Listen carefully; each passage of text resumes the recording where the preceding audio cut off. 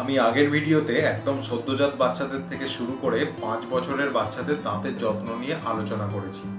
আজকের ভিডিওতে 6 থেকে 12 বছর বয়সী বাচ্চা এবং 12 থেকে 19 বছর বয়সীদের দাঁতের যত্ন নিয়ে আলোচনা করব। 6 থেকে 12 বছরের বাচ্চা খুব ইম্পর্টেন্ট এজ গ্রুপ। এই সময় বাচ্চার পার্মানেন্ট চেবানোর দাঁত অর্থাৎ মোলার দাঁত আসে।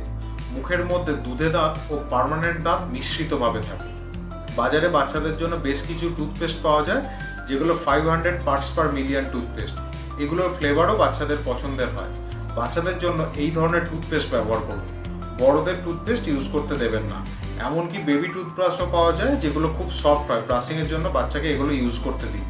3 থেকে 4 মিনিট ধরে দিনে 2 বার ব্রাশ করান, সকাল ও রাত্রে। বাচ্চাদের জন্য কিছু মাউথওয়াশ আছে, এগুলো দিয়ে কুলকুচি করান। চকলেট মিষ্টি জাতীয় খাবার কম খেতে দেবেন, এগুলো খেলেও যেন কুলকুচি করার অভ্যাস তৈরি হয়। এবার আসছি 12 থেকে 19 বছর বয়সীদের জন্য। টুথপেস্ট যে কোনো ব্র্যান্ডের ব্যবহার করতে পারে, কিন্তু 1000 ppm টুথপেস্ট হতে হবে। সকাল ও রাত্রে নিয়ম করে 2 বার ব্রাশ করতে হবে। স্কুলে গেলে টিফিন খাওয়ার পর ভালো করে মুখ ধুয়ে নিতে হবে। নিয়মিত মাউথওয়াশ ব্যবহার করতে হবে।